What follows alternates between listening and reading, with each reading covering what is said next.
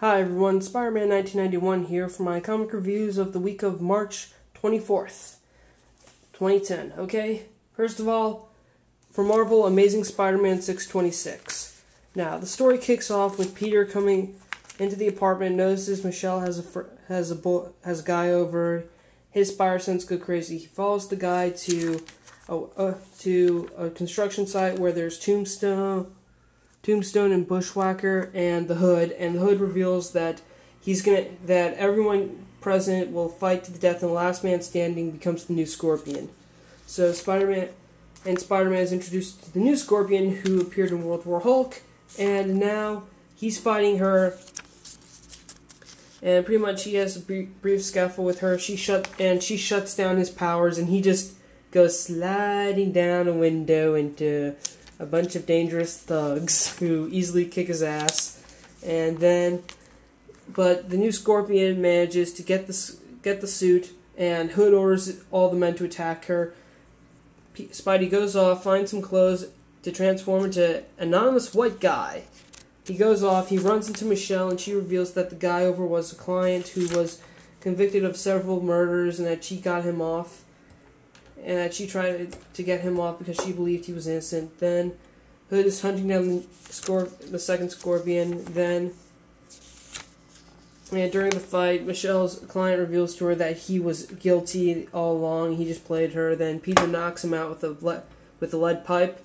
And Peter sends Michelle off, and his powers come back, and he changes. And he goes and saves the second Scorpion and gets the suit out of the Hood's possession. And then Peter makes up with Michelle, and they have kind of a truce in their whole roommate situation. And it's revealed that the second Scorpion was actually working for the Kravanovs to deliver the suit for money. Okay, Amazing Spider-Man 626. Overall, I'd say it had the whole conflict between Peter and Michelle kind of had a good temporary, if not temporary, truce now. But now it's just. And we're still left with the question of who's going to be the new Scorpion, since Matt Gargan became Venom, or unless at the end of Siege, Gargan becomes separate from the Venom symbiote and then becomes the Scorpion again, which is possible. Alright, next up, New Avengers number 63. This was probably my least favorite of my Marvel titles this week because, well, there was nothing big here. It's a tie to Siege, sure, but the only things referencing to Siege are stuff that happened in Siege number 3, which is just the fight scene, and pretty much this issue is mostly made up of flashbacks between the couples, Jessica and Luke Cage, and let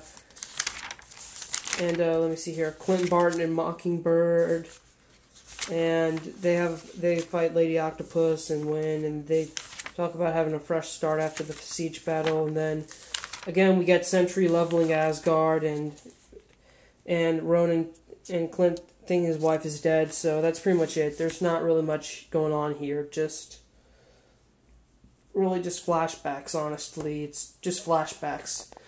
So yeah, again, I'd recommend this only if you want to get the last story arc of New Avengers, I guess. Okay. Moving along, Mighty Avengers number 35. This is definitely my pick of the week from Marvel. Okay, we get it right after where the latest. First of all, let me just say that for Mighty Avengers, this is the last story arc for this series, and I got it after buying the first Mighty Avengers trade that was written by Dan Slott, and I loved it. And I thought, maybe Mighty Avengers would be checking out for the final issues. Okay, we have Agents Ace and Jackie from Grandpa to revoke their association with the Mighty Avengers as Hank Pym, current Wasp, is repairing Jocasta. Oh, and the last issue though, all the Mighty Avengers, Vision, Amadeus Cho, Quicksilver, and U.S. Agent and they all quit, and Stature quit after Pym tried to offer Loki membership into the new Mighty Avengers, but since repairing Jocasta, he tells them about what they were up to during the gap that's missing from their file, which was when they had to help the Kree. Then, meanwhile, taking place in the Infinite Avengers mansion, Ultron's resurrected, and he just calls himself Ultron. Oh, and also he calls himself Ultron Pym now.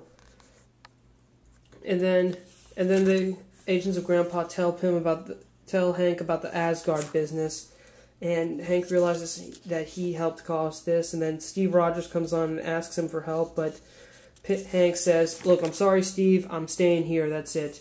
But at that moment, Jarvis decides to leave, and then Hank is able to give Jocasta some flesh aspect limbs, giving her the ability to feel. And Jarvis goes off, and now they're pretty much the only ones left in the mansion after Jarvis leaves. And Ultron attacks, and then he starts reworking the mansion in his image. They try to fight back with the army of Jocasta, and Ultron has taken control of the spare bodies of Jocasta to create his own army of wives. And Amadeus Cho tries to contact U.S. Agent for help with fighting the Thunderbolts, and he's able to get U.S. Agent to get him to help, and then he gets Vision and Stature to help him. And we just have Quicksilver running off, thinking about his life and stuff. It's only 2 panels, no big deal.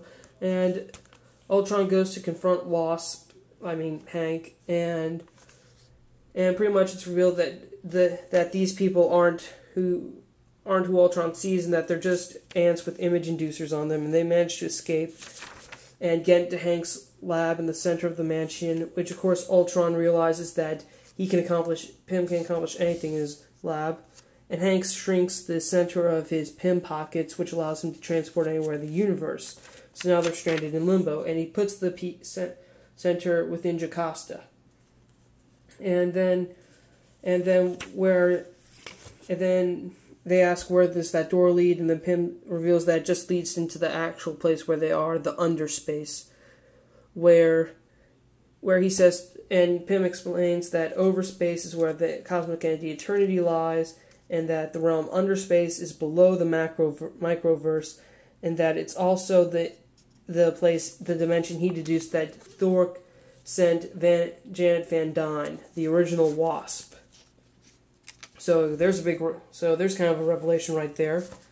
Okay, so Mighty Avengers, this was a good story. I like it. Ultron coming back, and I kind of did like that ending with the Wasp being stored in a dimension. Who knows? Maybe this could lead to a resurrection, and that might, be another sign of the heroic age that Marvel's about to begin. Okay? So Mighty Avengers was a good read. Amazing Spider-Man, kind of on the fence. New Avengers, not so much. Okay? So, Spider-Man 1991 saying, check out the DC reviews.